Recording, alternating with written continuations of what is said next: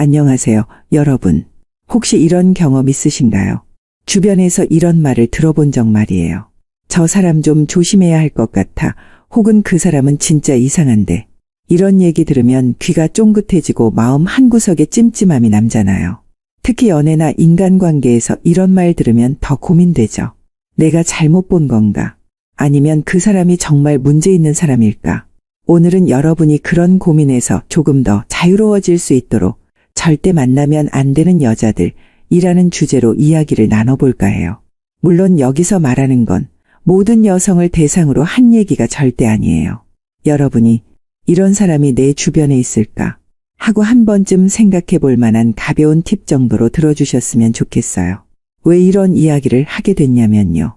제가 영상을 만들다 보면 만나면 좋은 사람에 대한 질문은 많이 받는데 반대로 이 사람은 좀 피해야 하는 걸까? 라는 고민을 가진 분들이 많더라고요. 솔직하게 말씀드리면 물론 좋은 사람들도 많지만 정말 치명적인 독을 품은 여자들도 있어요. 얼굴도 예쁘고 몸매도 훌륭하고 성격도 시원시원해 보이는 여자들이 있거든요. 여자끼리는 이야기해보면 말도 잘 통하고 친절해서 흠을 잡을 곳이 없는 여자예요. 근데 이게 남자들한테만 소문이 유독 안 좋게 나는 여자가 반드시 있습니다. 진짜 여우 같은 여자들은 여자들한테 앞에서 엄청 잘하거든요. 그래서 더 골라내기가 힘들어요. 막 여자들끼리 있을 때는 털털한 척, 씩씩한 척 연기하면 남자들 앞에 서면 돌변한다니까요. 특히 딱 남자랑 둘이 있을 때 정말 달라지는 여자들 많습니다. 사실 내숭 정도는 당연히 있어야 하는 거고 오히려 저는 꾸밈이라고 생각을 해요. 근데 독한 여자들은 남자에게 딱 달라붙어서 완전히 기생을 하거나 빨아먹으려는 여자들이 있어요. 저도 예전에 모임에서 우연하게 알게 된 언니가 있었는데요. 말도 잘 통하고 너무 고급스럽게 생기시고 착해서 금방 친해졌었어요. 연애도 안 하고 있어서 친한 오빠들 소개를 시켜줬거든요. 근데 알고 보니까 이 언니가 압구정에서 아주 유명한 마사지사였던 거예요. 제가 사람을 완전히 잘못 봤더라고요. 제가 소개해준 남자들한테 어떻게든 빨대 꽂으려고 엄청 노력을 했더라고요. 소개시켜줬던 한 남자분은 완전히 빠져서 제 말을 듣지도 않으셨어요.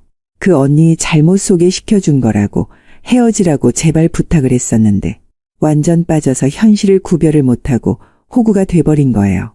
결국 나중에는 그 오빠 눈에 피눈물이 흘렀죠. 여자 한 번 잘 못 만나서 잘 살고 있던 남자 가슴에 대못을 박아 버린 거예요. 누구를 만난다는 게 쉬운 일이 아니에요. 결혼 안 하고 혼자 사는 남자분들 보면 여자한테 크게 되어서 파혼을 경험했거나 심각하게 뒤통수를 맞아서 아예 연애 불구가 되어버린 분들이 있거든요. 특히 연애라는 건 정말 내 삶에 큰 영향을 미치는 일이잖아요. 잘 맞는 사람을 만나면 세상이 다 예뻐 보이지만 잘못된 사람을 만나면 정말 하루하루가 고통스러울 수 있죠. 그래서 준비했습니다. 누구나 만날 수 있고 누구나 헷갈릴 수 있는 이런 유형의 사람은 조금 조심하면 좋겠다 싶은 7가지 유형. 이 영상을 보시면서 아, 이런 사람은 나도 만나본 적 있어 라든가 이런 부분은 내가 조심해야겠네 라는 생각이 드셨으면 좋겠어요. 사람과 사람의 관계에서 정답은 없지만 여러분이 더 나은 선택을 할 수 있도록 작은 팁을 드리고 싶어요. 오늘 영상 끝까지 보시면 이 사람과의 관계를 이어가야 할지 아니면 한 발 물러서야 할지에 대한 고민이 훨씬 더 명확해질 거라고 자신합니다. 그럼 바로 시작해 볼까요?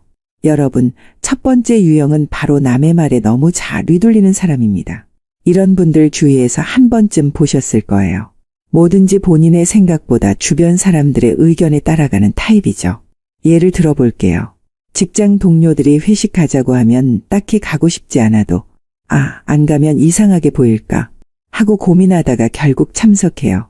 친구들이 주말에 다 같이 여행 가자고 하면 이번엔 좀 쉬고 싶다 라고 생각하면서도 결국 거절을 못해서 따라가죠.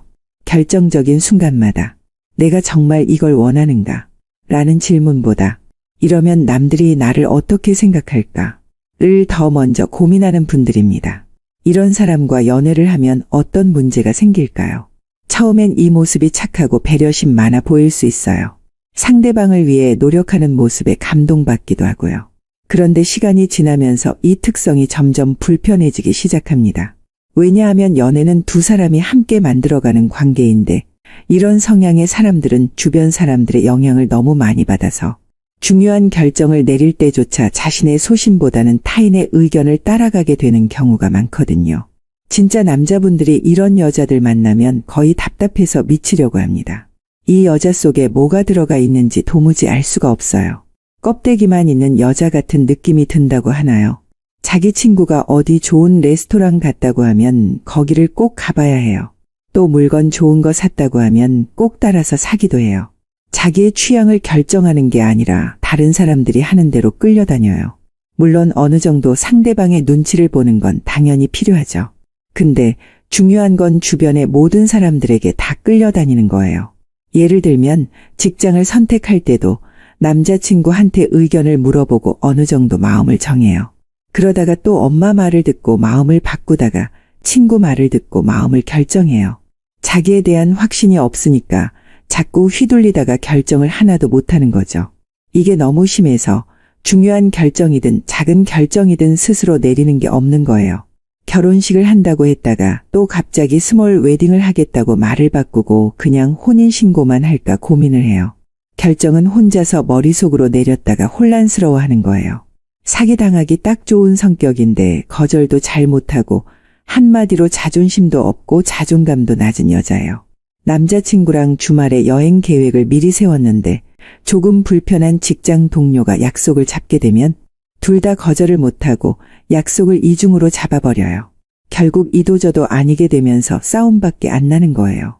자기 마음을 자기도 모르니까 항상 흔들리고 이걸 옆에서 바라보는 것 자체도 너무 괴로운 거죠. 연애할 때는 오히려 이게 타격이 별로 없을지도 몰라요. 그러나 결혼 생활에서는 이런 성향이 더 큰 문제가 될 수 있어요. 예를 들어 양가 가족의 의견 차이 속에서 배우자가 자신의 입장을 명확히 하지 못하고 양쪽 말을 전부 따라가려 한다면 어떻게 될까요? 결과적으로는 상대방이 모든 책임을 떠안게 되고 관계가 틀어지는 경우가 많습니다. 시어머니 앞에서 알겠다고 하고 집에 가서는 안 한다고 버티는 거예요. 처음부터 거절을 하던지 아니면 마음이 바뀌었다고 말을 해야 하는데 그런 건 하기 싫은 거예요. 자기 마음이 애초부터 빈 껍데기라서 사람들한테 휘둘리는 거예요. 이런 여자들이랑 연애해보신 남자분들을 알 겁니다. 진짜 인생이 피곤하고 힘들어진다는 사실을 반드시 아실 겁니다. 평생을 이 여자가 사고치고 나서 뒷수습하기에 바쁩니다. 이중으로 약속을 잡거나 말도 안 되는 물건을 사오기도 하고 너무 쉽게 사람을 믿어서 사기를 당하기도 하고요. 작은 것부터 시작해서 대형 사고까지 갖가지 사고를 다 치고 다닐 겁니다. 어느 날은 갑자기 자동차를 계약해서 가지고 올지도 모르고요. 또 하루는 남의 손에 붙들려 점을 보고 사주 보면서 기도를 드리고 있을지도 몰라요. 여기저기 휩쓸려 다니는 여자를 다시 제자리로 가져다 놓는 것도 한두 번이지. 결혼까지 해서 식구들까지 피해보게 되면 당연히 이혼할 수밖에 없습니다. 제발 자기 생각 없고 남들한테 이끌려 다니는 여자는 만나질 마세요. 자, 두 번째 유형으로 넘어가 보겠습니다. 이번엔 연애에서 정말 피해야 할 사람 중 하나인 자존감 도둑입니다. 혹시 이런 말을 들어보셨나요? 남자든 여자든 상대방의 자존감을 높여줄 수 있는 사람을 만나야 한다. 사실 이 말에는 굉장히 큰 진리가 숨어 있어요. 왜냐하면 자존감은 우리가 사람과의 관계에서 느끼는 행복과 안정감에 직결되기 때문이에요. 그런데 문제는 일부 사람들은 상대방의 자존감을 세워주기는커녕 오히려 갉아먹는 행동을 반복한다는 거예요. 이 유형은 겉으로 보기에는 평범하거나 매력적으로 보일 수 있지만 관계가 깊어질수록 상대방을 지치게 만듭니다. 자존감 도둑은 주로 다른 사람과 비교하기를 좋아합니다. 예를 들어 이런 식의 대화를 한다고 상상해 보세요. 내 친구 남자친구는 이번에 승진했대. 너는 언제쯤 그런 소식 들려줄 거야? 걔 남편은 여행도 자주 데려다 주던데 너는 왜 이렇게 바빠서 나랑 여행 한번 못 가? 이런 말을 반복적으로 듣게 되면 어떤 기분이 들까요? 처음엔 더 열심히 해야겠네 라고 생각할 수도 있지만 시간이 지날수록 내가 뭐가 문제지? 라는 생각이 자리 잡게 돼요. 자존감은 점점 낮아지고 상대방과의 관계도 불편해질 수밖에 없죠. 이런 여자들 특징은 자신은 절대 바꾸지 않고 남을 바꾸려고 한다는 겁니다. 자신의 처지에 대해서는 엄청나게 핑계를 대면서 보호를 하는데 남은 까내리기 바빠요. 항상 핑계를 대고 자기 방어에만 집중하면서 남을 물어뜯고 까내리기 일수죠. 일단 항상 자신의 친구들의 남자들과 본인의 남자친구를 비교해요. 수정이 남자친구는 명품 가방 사줬다는데 너는 선물이라도 하나 한 게 있느냐부터 시작하죠. 이런 지루하고 짜증나는 이야기는 싸움의 시작이 될 수밖에 없습니다. 계속 가스라이팅을 하면서 남자를 모자라고 부족한 사람이라는 프레임을 씌워버리죠. 오히려 미안하게 만들면서 상황을 유리하게 가져가는 게 이 여자들의 특징이에요. 예를 들어보면 당신이 국산차를 끌고 데이트에 나왔다고 해봅시다. 기름값, 톨게이트 비용, 주차 비용, 보험료 등등 유지 비용이 꽤 많이 들어가긴 하지만 그래도 조금이나마 여자친구를 편하게 데려다 줄 수도 있고 데이트를 하기 위해서는 필수적이라고 생각해서 혼자 희생하고 있는 겁니다. 그런데 이 여자는 그런 것들을 완전히 무시합니다. 만약 갑자기 차가 고장이라도 나서 도로에서 보험사를 불러야 하는 상황이 오면 이 여성은 과감없이 화를 내기 시작하죠. 너는 나이가 몇인데 아직도 이런 똥차를 타냐고 하면서 자존심을 갉아먹기 시작합니다. 수진이 남친은 이번에 벤츠 뽑았다더라. 너도 남는 시간에 공부를 해서 빨리 승진을 해서 외제차로 바꿔봐라. 요즘 누가 국산차 끌고 다니냐. 승차감은 둘째 치더라도 하차감이 너무 쪽팔려서 차에 내리기가 무섭다고 하는 거죠. 이런 식으로 상대방의 신경을 완전히 긁어놓는 특징이 있어요. 본인은 차도 없고 월세 사는 주제를 모르고 남자친구 속만 긁어놉니다. 본인에 대한 생각은 하나도 없이 그저 남자에게 기생해서 뭐 하나 뜯어먹을 생각밖에 안 해요. 이 유형이 특히 위험한 이유는 상대방이 스스로를 끊임없이 평가받고 있다는 기분을 느끼게 만들기 때문이에요. 심지어 자신이 잘하고 있을 때조차도 인정받지 못한다는 생각이 들게 되죠. 연애라는 건 서로의 장점을 키워주고 단점을 감싸주는 과정이잖아요. 하지만 자존감 도둑은 관계를 지속하면서 상대방을 점점 더 불안하게 만들 뿐입니다. 만약 지금 만나는 사람이 자꾸 다른 사람과 비교하거나 당신의 부족한 점만 강조하고 있다면 먼저 대화를 시도해 보세요. 상대방에게 이런 말이 나에게 어떤 영향을 미치는지를 솔직하게 이야기하는 거예요. 상대가 이를 깨닫고 고치려고 노력한다면 관계를 계속 이어갈 수 있겠죠. 하지만 만약 그 사람이 당신의 이야기를 무시하거나 그 정도 말도 못 받아줘 라며 당신의 감정을 깎아내린다면 그 관계는 다시 고민해 볼 필요가 있습니다. 자신의 자존감을 지키는 것은 연애뿐 아니라 삶의 전반에서 굉장히 중요한 일이니까요. 그런데 사실 물어볼 필요도 없긴 합니다. 대부분의 경우 그 정도도 못 받아주냐는 말이 튀어나올 거예요. 당신이 그 정도까지 생각하고 있었는데도 바뀌지 않은 사람이라면 볼 것도 없죠. 이런 싸구려 같은 여자들 만나느라 제발 시간 낭비하지 마시길 바래요. 세 번째 유형은 조금 민감한 주제일 수도 있는데요. 바로 모든 이성에게 친절한 사람입니다. 이 유형은 처음엔 매력적으로 보일 수도 있어요. 누구에게나 상냥하고 다정한 모습이니까요. 하지만 연애 관계에서는 이게 오히려 큰 문제로 번질 수 있습니다. 우리가 연애를 할 때 기대하는 것 중 하나는 특별함이잖아요. 그 사람이 나를 특별하게 생각해주고 나만을 소중히 여겨준다는 확신이 있을 때 비로소 관계는 안정감을 얻어요. 그런데 모든 이성에게 친절한 사람은 종종 이런 기대를 무너뜨립니다. 예를 들어 당신의 연인이 회사에서 동료들과 함께 있을 때도 너무 다정한 모습으로 농담을 주고받거나 친구들과 모임을 할 때도 이성과 유난히 가깝게 지내는 모습을 보인다면 어떤 기분이 들까요? 처음엔 저 사람 참 사교성이 좋네 라고 생각할 수도 있겠지만 시간이 지나면 이런 행동이 점점 신경 쓰이게 됩니다. 왜냐하면 상대방의 행동이 나에게만 특별하지 않다 라는 느낌을 줄 수 있기 때문이에요. 이런 여자들은 생각보다 우리 주변에 정말 많습니다. 모든 남자들에게 다 잘해주고 눈웃음 살살 날리면서 남자를 살살 녹여요. 자기의 남자친구도 아닌데 모든 남자들한테 다 이렇게 꼬리치고 다니는 거죠. 이게 진짜 무서운 게 이 여자들도 자신이 하는 짓을 다 알고도 계속해서 그 짓을 한다는 겁니다. 왜 그렇게 하냐고 물어보면 웃으면서 친절하게 하면 사람들이 더 잘해준다고 이야기를 할 겁니다. 친절해서 나쁠 것 없고 내가 잘해주면서 우리에게도 이익이 생길 거라고 이야기를 하죠. 다른 남자 앞에서 자기 남자친구 낮추면서까지 친절을 베풀어요. 남자의 자존심을 아예 내팽개쳐 버리는 거죠. 이게 살살 눈웃음 치고 꼬리치고 다니는 정도면 다행이에요. 꼭 이런 친절은 불순하고 불행한 사고를 만들어요. 모든 남자들은 아마 똑같이 느끼고 생각할 수밖에 없거든요. 여자가 조금 잘해주면 마음이 가고 어떻게 해볼까라는 생각이 들 수밖에 없어요. 그러면서 조금 더 잘해주게 되면 여자가 마음을 주지 않을까 하는 생각이 들어요. 좀 더 나아가면 내가 무슨 수를 써서라도 이 여자를 한번 꼬셔봐야겠다는 생각이 들거든요. 남자들이 이렇게 마음먹고 들이대기 시작합니다. 보통의 여자라면 자신은 사랑하는 애인이 있다고 거절을 할 거예요. 근데 이런 여자들은 친절하기 때문에 딱 잘라서 거절을 못해요. 못하는 건지 안 하는 건지 오히려 그 상황을 즐기는 것 같은 생각도 들죠. 그러면서 넘지 말아야 할 선을 넘어버리는 여자들이 정말 많아요. 여러 남자들에게 눈웃음을 팔면서 이익을 챙기는 여자라는 생각밖에 안 들어요. 당신이 그녀의 남자친구라면 그 비참함은 말로 다 할 수도 없을 겁니다. 여러 명의 남자 사람 친구들에 둘러싸여 사랑 많이 받으라고 버리셔야 합니다. 제가 들은 이야기가 있는데 자기 여자친구가 성격이 털털해서 남자들이랑 잘 어울린다고 착각을 하셨던 분이 있어요. 근데 알고 보니까 그 여자친구가 너무 성격이 털털해서 전 남친들이랑 잘 지내고 있었던 거죠.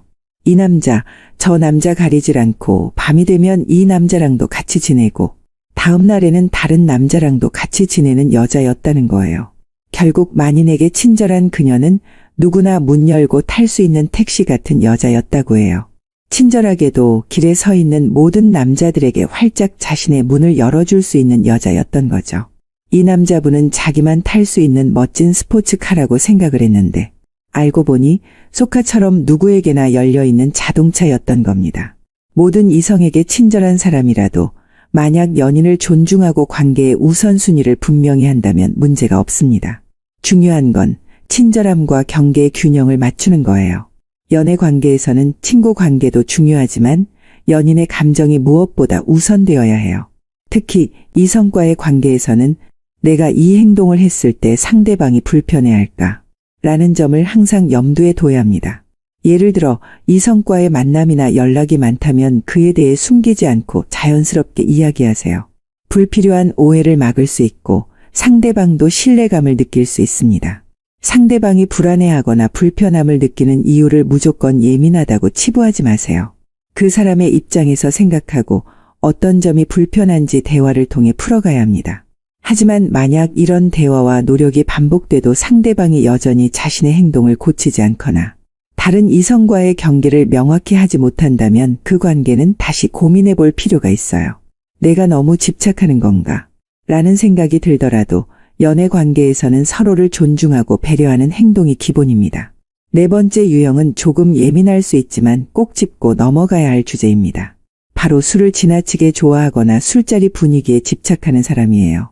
여기서 중요한 건 술 자체보다 그 사람이 술과 술자리 문화를 어떻게 대하는가에 있습니다. 연애라는 건 서로를 이해하고 존중하는 과정이잖아요. 하지만 술을 지나치게 좋아하거나 술자리의 분위기를 즐기느라 경계 없이 행동하는 사람과의 관계는 흔히 불안정해질 수 있어요. 술 자체는 문제없다고 생각할 수도 있어요. 적당히 마시고 즐긴다면 큰 문제가 되지 않겠죠. 특히 술자리에서의 행동은 단순히 술 때문이었다 라는 이유로 변명할 수 없어요. 왜냐하면 그 행동 자체가 연인 간의 신뢰를 깨뜨릴 수 있기 때문입니다. 술이 들어가면 누구나 실수를 할 수밖에 없습니다. 술 좋아하고 술자리 좋아하는 여자 중에 사고 안 쳐본 여자는 아마 없을 겁니다. 저는 오히려 이런 여자들은 돌발적인 상황을 즐기는 것처럼 생각을 해요. 사실 술 한 잔 들어가고 분위기 달아오르면 재미가 있거든요. 감정이 격해지기도 하고 없었던 감정이 생겨나기도 하죠. 괜히 별로였던 남자도 괜찮게 보이기도 하는 거죠.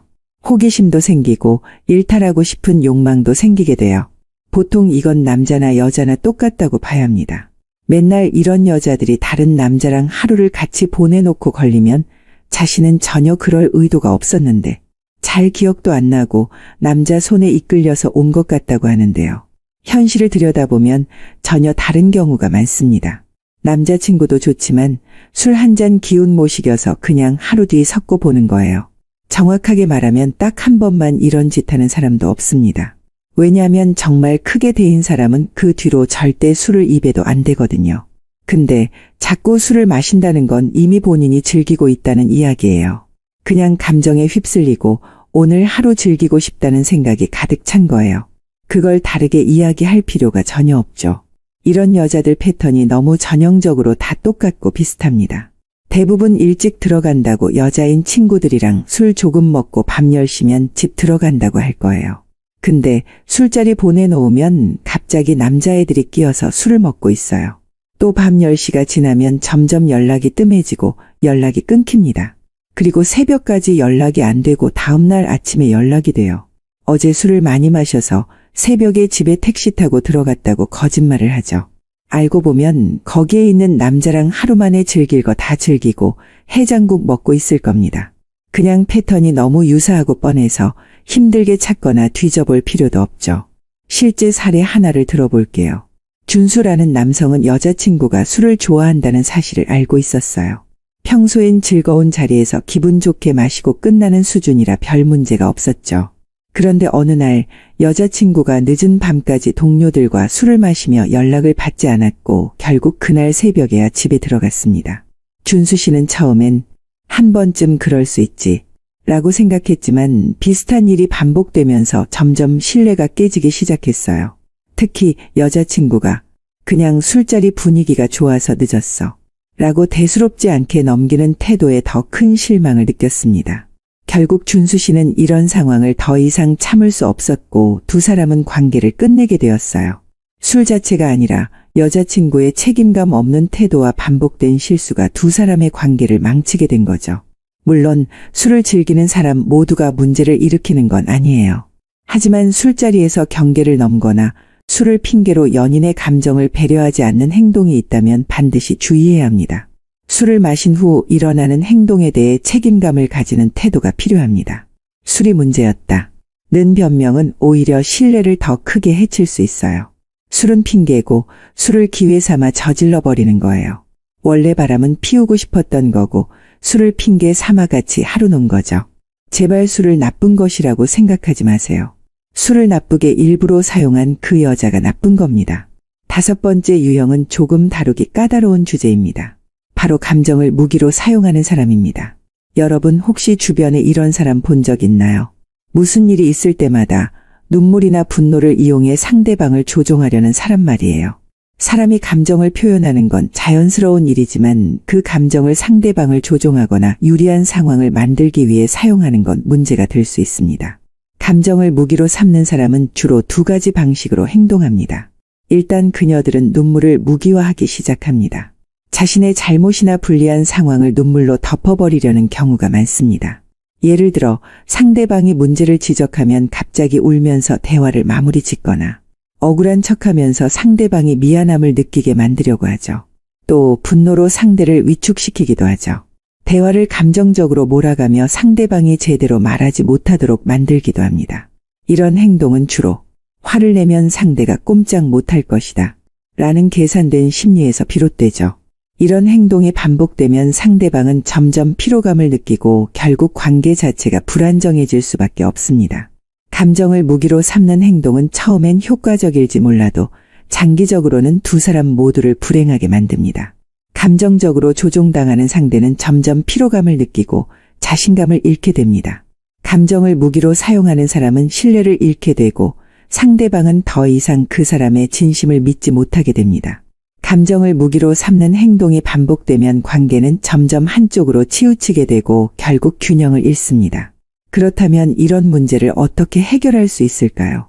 상대방이 울거나 화를 낼 때 그 감정에 바로 휘둘리지 않고 그 행동이 문제 해결에 도움이 되는지 따져보세요.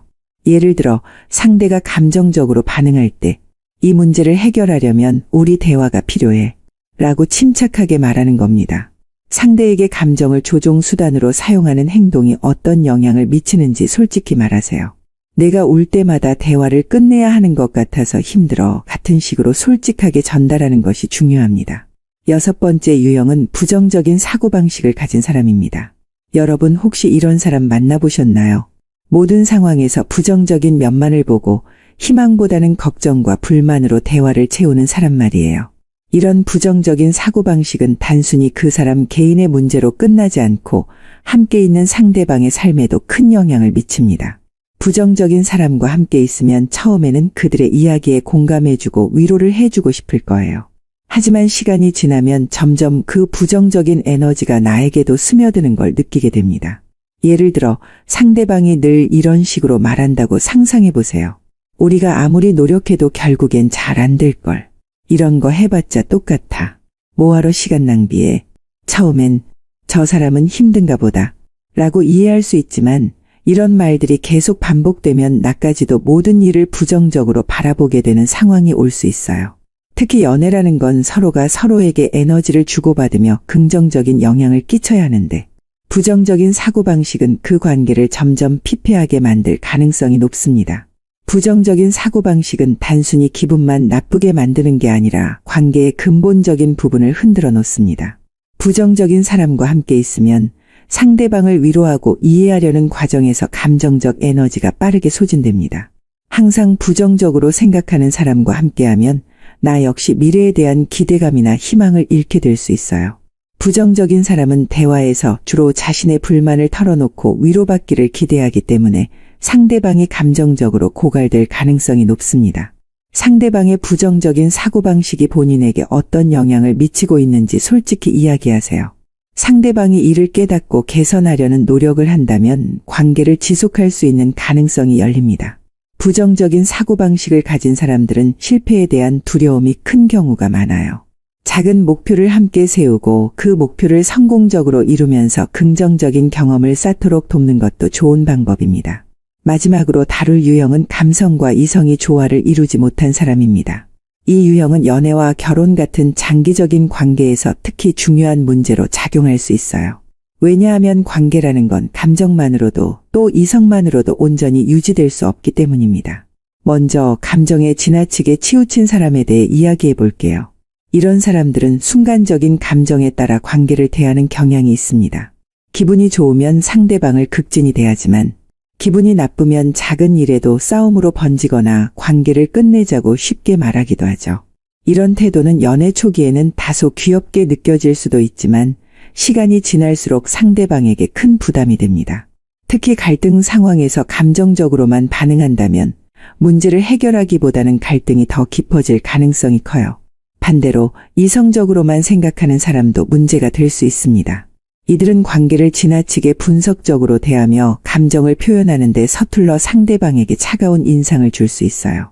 예를 들어 연인이 서운한 감정을 표현할 때도 그건 내가 과민 반응한 거야 라며 논리로만 대응하거나 상대방이 기뻐할 만한 일조차 그건 굳이 필요 없어 라고 판단하며 공감하지 못하기도 합니다. 이런 태도는 상대방에게 나는 이 사람에게 중요한 감정적 존재가 아닌가 라는 의문을 들게 하고 관계를 피로하게 만듭니다. 건강한 연애와 결혼을 위해서는 감성과 이성의 균형이 필수적입니다. 예를 들어 결혼 생활을 생각해 보세요. 감정적으로만 대응하면 현실적인 문제를 해결하지 못하고 이성적으로만 대하면 가족 간의 유대감을 잃을 수 있습니다. 두 요소가 적절히 조화를 이룰 때 관계는 안정감을 유지하고 더 깊은 신뢰를 쌓아갈 수 있어요. 관계에서 감성과 이성의 균형을 위해 서로의 강점을 활용하세요. 예를 들어 한 사람이 감정적인 지지와 공감을 제공하고 다른 사람이 현실적인 문제 해결을 주도하는 방식으로 협력할 수 있습니다.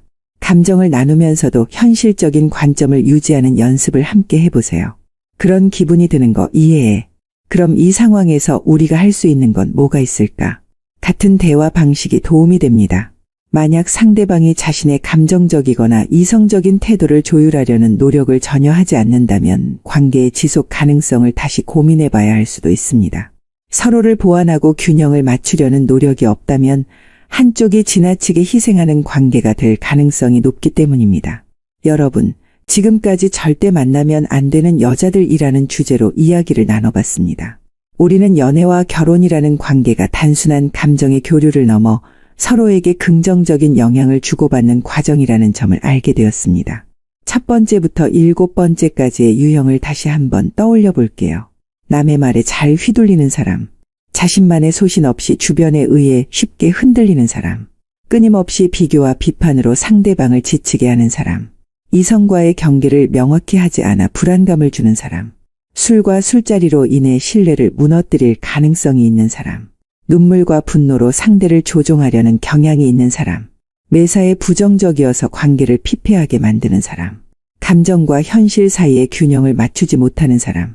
이 7가지 유형은 특정 성격이나 행동이 얼마나 관계에 영향을 미치는지를 보여줍니다. 하지만 중요한 건 이 기준이 단지 누군가를 배제하기 위한 도구로 사용되기보다 어떤 사람과 더 건강하고 행복한 관계를 만들어갈 수 있을지를 고민하는 출발점이 되어야 한다는 겁니다. 모든 사람은 완벽하지 않습니다. 하지만 서로가 부족한 점을 이해하고 함께 성장할 의지가 있다면 관계는 충분히 건강하게 발전할 수 있습니다. 문제는 상대방이 자신의 태도나 행동을 고칠 의지조차 없다면 그 관계를 다시 생각해 볼 필요가 있다는 점입니다. 여러분, 지금의 관계를 돌아보세요. 여러분의 연인 혹은 배우자는 이 7가지 유형에 해당하나요? 혹은 스스로가 이러한 태도를 보이고 있지는 않나요? 오늘 이야기가 여러분이 더 나은 관계를 만들고 더 행복한 선택을 하는데 작은 도움이라도 되었길 바랍니다. 다음에도 관계에 대해 궁금하거나 나누고 싶은 이야기가 있다면 댓글로 남겨주세요. 오늘도 시청해 주셔서 감사합니다. 우리는 모두 더 좋은 관계를 만들어갈 수 있습니다.